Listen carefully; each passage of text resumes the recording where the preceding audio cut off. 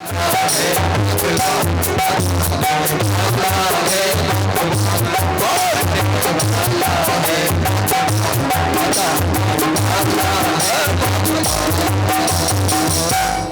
महाराज कितने अत्याचार किए हिरण्यकश्यपु, लेकिन प्रहलाद जी मरे नहीं महाराज, मार ना सके प्रहलाद जी को।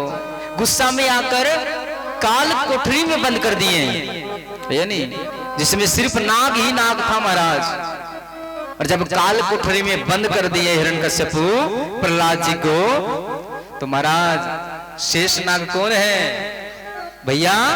लक्ष्मण है महाराज, है या नहीं? अब शेषनाग सोचा कि बताओ हमारे भैया का नाम जप रहा है ये, और इसे काल कोठरी में बंद कर दिया। अरे काल कोठरी में तो अंधेरा ही अंधेरा है।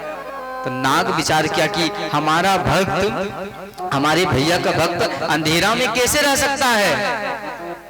तो नाग महाराज अपना मणि को निकालकर और काल कोठरी में रख दिया, और जो अंधेरा था महाराज प्रकाश ही प्रकाश हो गया।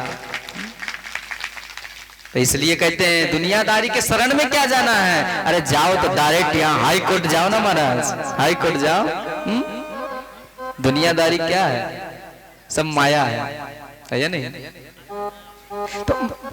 तो महाराज यहाँ पर प्रहलाद जी जब काल कोठरी हिरण्यकश्यप खोला, तो प्रहलाद जी देखे जीवित है और पूरा प्रकाश ही प्रकाश आ रहा है। तो हिरण्यकश्यप भयभीत हो गया कि अरे मैं कितना प्रयास कर रहा हूं उसे मारने के लिए, लेकिन मर ही नहीं रहा है। तो महाराज हिरण्यकश्यप का एक बहन थी जिसका नाम होलिका है, नहीं? होलिका था महाराज। होलिका आई, कही भैया आजकल आप उदास क्यों हो, इतना उदास हो?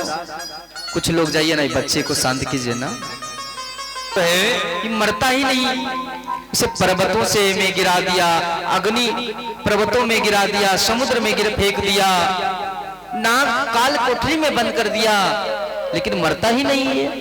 हा? और हमारा शत्रु का नाम जपे जा रहा है, जपे जा रहा है।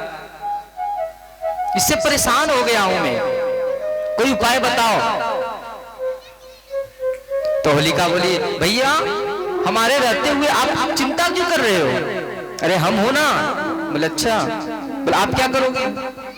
बोले हमें तपस्या से, मैं जब ब्रह्मा जी का तपस्या कर रही थी तो हमें एक चादर मिला है, और ऐसा चादर है कि हमें अग्नि जला ही नहीं सकती। तो आप चिता लगाओ और चिता में मैं चादर ओढ़ के बैठ जाऊंगी और प्रहलाद जी को गोद में ले लूंगी, और आप आग लगा देना। और जब आग लगा दोगे तो हमारा शरीर सुरक्षित रहेगा और प्रहलाद जी जलकर भस्म हो जाएगा। तो हिरण्यकश्यप बोला हाँ बहन, अब तुमने ठीक बात कही है। तुरंत महाराज चिता लगाया, चिता पर बैठ गए होलिका चादर ओढ़कर, और चादर के ऊपर प्रहलाद जी को गोद में ले लिए। बोले भैया अब आग लगाओ। अब हिरण्यकश्यप आग लगाया तो आग जलने लगी महाराज, और होलिका आग में जलकर गोविंदाय नमो नमः हो गई, भस्म हो गई। और प्रहलाद जी जैसे कि तैसे रहे महाराज। जब होलिका जलने लगी तो ब्रह्मा जी से इशारा करने लगी कि ब्रह्मा जी मैं तो वरदान मांगे थे आपसे, आपका वरदान झूठा हो गया। तो ब्रह्मा जी बोले मैं वरदान इसलिए दिया था कि तूने किसी का रक्षा करने के लिए, मैं वरदान में ये नहीं कहा था कि कोई तुम अपना भक्त जो भगवान का भक्त हो उसे तूने जलाने के लिए तुम्हें वरदान नहीं दिया था, वरदान नहीं दिया था, तुम्हें भक्त का रक्षा करने के लिए वरदान दिया था मैं। तो होलिका जो है जलकर भस्म हो गई, इसलिए हम लोग होली से एक दिन पहले होलिका दहन मनाते हैं या नहीं? तो और कोई नहीं, यही हिरण्यकश्यप की बहन है ये होलिका।